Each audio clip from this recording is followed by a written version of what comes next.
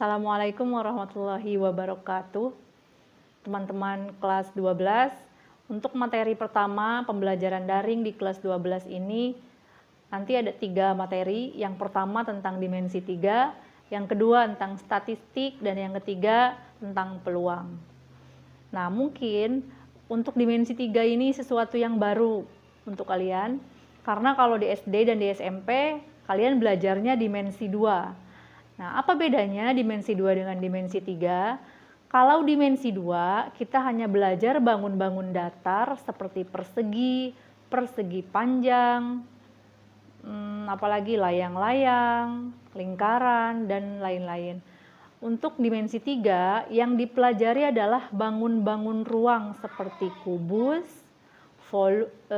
balok, kerucut, bola, dan lain sebagainya. Tapi untuk materi kali ini, mungkin dimensi 3 kalian sudah pernah belajar, tapi tentang volume, tentang luas. Kalau sekarang kita belajar tentang kedudukan titik, garis, dan bidang pada dimensi 3. Jadi ada tiga hal penting yang harus kita pelajari di sini. Yang pertama tentang titik. Semua sudah tahu ya apa itu titik. Yang kedua tentang garis, dan yang ketiga tentang bidang. Nah, bisa kita perhatikan, kalau titik semuanya sudah tahu ya, titik. Nah, dalam dimensi 3, titik ini sangat berperan penting untuk membangun sebuah garis. Jadi dari 2 buah titik bisa dibuat sebuah garis. Misalkan di sini ada titik B dan titik C. Antara titik B dan titik C bisa kita tarik sebuah garis, jadilah garis BC. Nah, kalau di bangun datar, ini bentuk persegi panjang ya. Persegi panjang berarti biasanya kan kita menamakan sebuah persegi panjang atau bangun-bangun datar dengan aturan huruf kapital yang beruntut ya. Misalkan di sini PQRS atau ABCD atau KLMN, biasa di buku-buku seperti itu ya. Cara penamaan untuk dimensi datar, dimensi 2 atau dimensi 3 biasa dengan huruf-huruf kapital yang dimulai secara beruntut. Misalkan ABCD, EFGH, terus PQRS. Nah, untuk penamaannya pun dalam dimensi 3 ada aturannya. Boleh nggak Bu di sini PQRS? Karena acak-acakan ya. Nah, itu tidak boleh kalau dalam dimensi 2, dimensi 3 dalam geometri. Itu harus beruntun. Kalau di sini P berarti PQRS. Bu, saya mau mulai dari sini P-nya. Boleh. PQRS.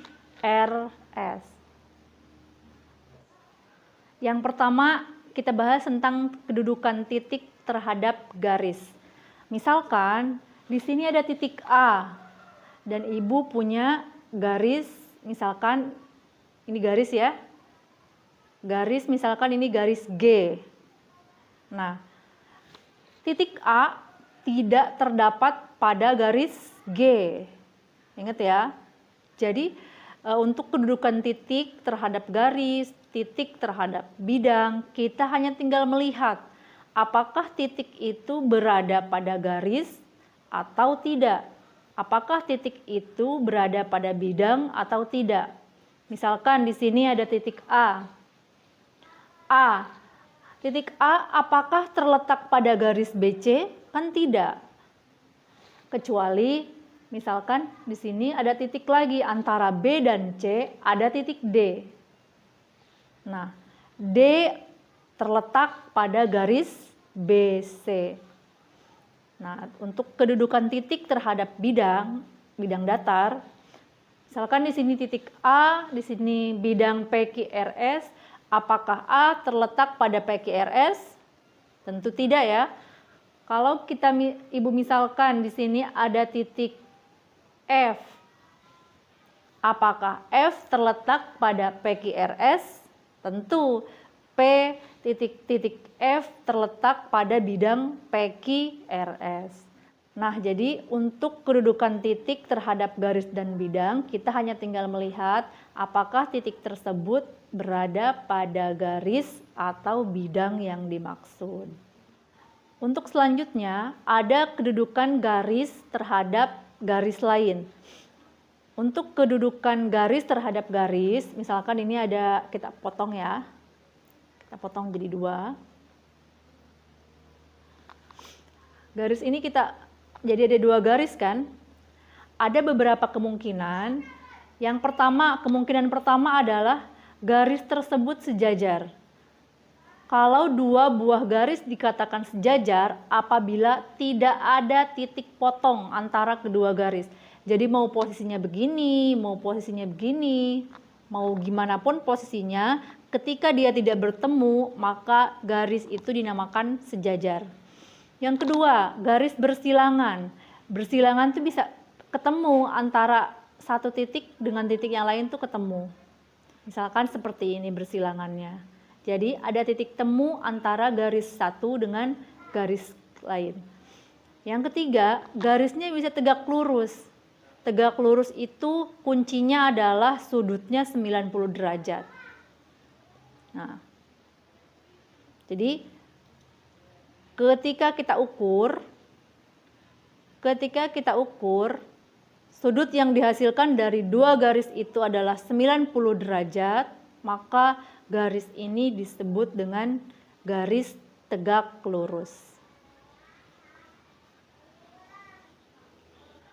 Oke, untuk selanjutnya yaitu kedudukan garis terhadap bidang. Garis terhadap bidang. Misalkan ini ada garis dan ini ada bidang datar. Kalau kita ilustrasikan ya. Kalau kita taruh tempel gitu, berarti garis ini berada pada bidangnya kan, pada bidang datar. Misalkan ini kita namakan garis G. Dan ini kita namakan persegi ABCD. Maka kalau misalkan kita taruh di sini, maka garis G terdapat pada bidang ABCD.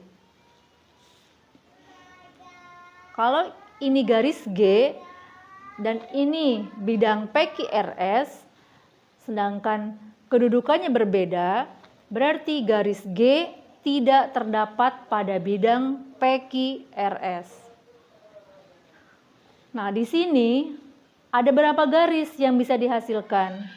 Garis PQ, garis QR, garis SR, dan garis SP. Apakah garis SP terdapat pada bidang PQRS? Ya, SP terdapat pada bidang PQRS. PQ juga terdapat pada bidang PQRS. QR juga terdapat pada bidang PQRS. Dan SR juga terdapat pada bidang PQRS. Kalau kita buat sebuah garis lagi, misalkan kita hubungkan dari titik P ke titik R, maka jadilah garis PR. PR juga terdapat pada bidang PQRS. Seperti itu. Untuk kedudukan garis terhadap bidang, kalian juga harus bisa membayangkan atau memvisualisasikan ketika nanti ketemu soal, apakah pertanyaannya nanti garis itu menembus bidang. Menembus bidang itu seperti apa, Bu? Misalkan ini ada bidang dan ini ada garis. Nah, kalau maksudnya menembus apa? Kalau ini kita bolongin gitu kan, berarti kan garis ini menembus pada bidang datarnya.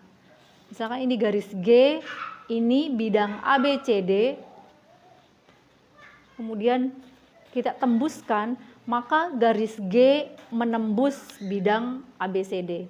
Jadi Nanti banyak istilah-istilah di soal-soal dimensi 3 hanya tulisan, tapi kalian harus bisa membayangkan bagaimana itu bentuknya, memvisualisasikan dari sebuah kalimat menjadi sebuah gambar.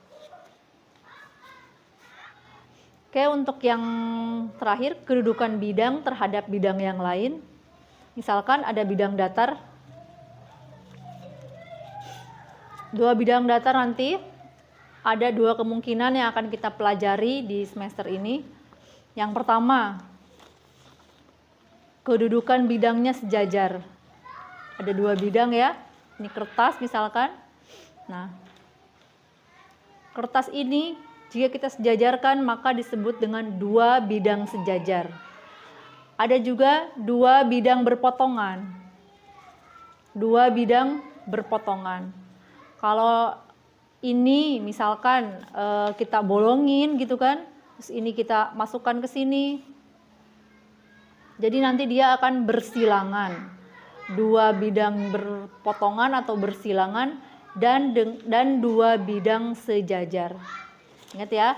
Jadi ada dua yang akan kita pelajari untuk bidang terhadap bidang lain. Yang pertama, bidang itu sejajar.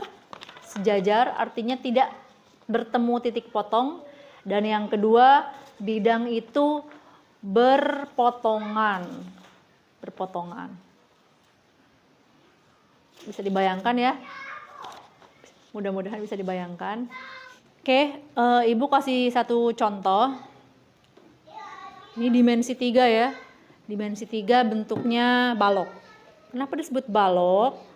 Karena ada persegi panjang, sementara yang ini bentuknya apa? Kalau terdiri dari panjang ya, ada lebarnya, ada tingginya, lebarnya ini, tingginya yang ini, maka disebut dengan balok. Kalau dia kubus berarti terdiri dari 6 persegi yang sama. Kalau ini kan ada panjang, ada lebar, ada tingginya, maka disebut dengan balok. Nah ini nanti ketika soal itu menyebutkan sebuah balok A, B, C, D, E, F, G, H. Nah, penamaannya di sini biasanya A, B, kemudian sisi belakangnya C, D, kemudian ini E, F, G, H. Jadi dimulai dari bawah dulu. A, B, C, D, kemudian ke sini E, F, G, H. Nah ini terdiri dari berapa sisi yang sejajar? Ada berapa sisi yang sejajar? Berarti sisi yang pertama adalah depan sejajar dengan belakang, atas sejajar dengan bawah, kemudian samping kanan sejajar dengan samping kiri. Jadi kita harus bisa menyebutkan unsur-unsur yang terdapat pada dimensi 3, mana garis yang sejajar, mana bidang yang sejajar, mana bidang yang berpotongan, mana garis yang berpotongan. Garis yang sejajar, mana saja? Ini garis kan? Garis sejajar dengan ini, sejajar dengan, nanti tinggal dinamain aja. Kalian silahkan buat gambar balok dan kubus pada buku kalian masing-masing dan beri nama masing-masing. Misalkan kubus ABCD FGH, balok PQRS TUVW, bebas ya. Namain sesuai dengan mau kalian, maunya apa namanya. Tapi di setiap titik biasa dinamakan pakai huruf kapital. Misalkan A, B, C, D, E, F, G, H. Oke, terima kasih. Sampai sini dulu pembelajaran untuk hari ini. Terima kasih. Assalamualaikum warahmatullahi wabarakatuh.